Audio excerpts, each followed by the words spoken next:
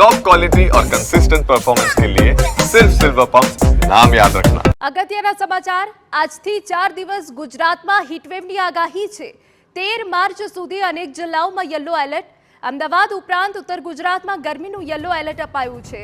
કચ્છ ઉપરાંત સૌરાષ્ટ્રના કેટલાક જિલ્લાઓમાં એલર્ટ અપાયું છે। દરિયાકાંઠાના પવનની ગતિમાં વધારો થતા 13 માર્ચ સુધી ગરમી અને ઉકળાટ અનુભવાશે।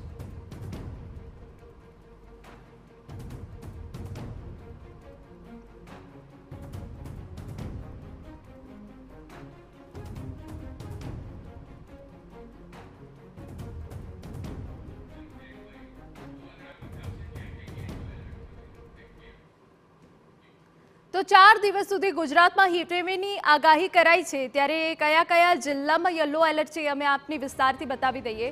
આપને જણાવી દઈએ કે જ્યાં 10 માર્ચ ક્યાં યલો એલર્ટ છે તો કચ્છ છે, સુરેન્દ્રનગર, અમદાવાદ, ગાંધીનગર, સાબરકાંઠા, બનાસકાંઠા, રાજકોટ, જૂનાગઢ, અમરેલી, ભાવનગર, બોટાદ, સુરત અને વલસાડ આ જે જિલ્લાઓ છે ત્યાં કાળઝાળ ગરમી પડવાની શરૂઆત અને યલો એલર્ટ અપાયું છે કે જ્યાં હીટવેવની શક્યતાઓ દેખાઈ રહી છે।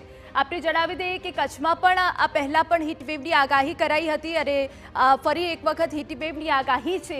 એ સિવાય અમદાવાદમાં પણ ક્યાંક વાતાવરણ બદલાયું છે અને ગરમી વધી રહી છે, તે વચ્ચે અમદાવાદમાં પણ યલો એલર્ટ છે। અને આપણે જણાવી દઈએ કે જ્યાં દક્ષિણ ગુજરાતના જે જિલ્લાઓ છે ત્યાં પણ હીટવેવની આગાહી કરાઈ છે, જેમાં સુરત અને વલસાડ છે।